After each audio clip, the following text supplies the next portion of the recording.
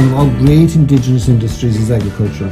Farmers are producing one of the best and top quality foods that are available in any part of the world. Me being a beef farmer myself, suckler farmer, but I meet many people in the challenges that are there in terms of making sure that there's a profitable viability on these holdings. I've seen on many farms I've visited, it's not sustainable. The costs have increased dramatically. The farmer is working 24/7 and not making a profitable income out of it.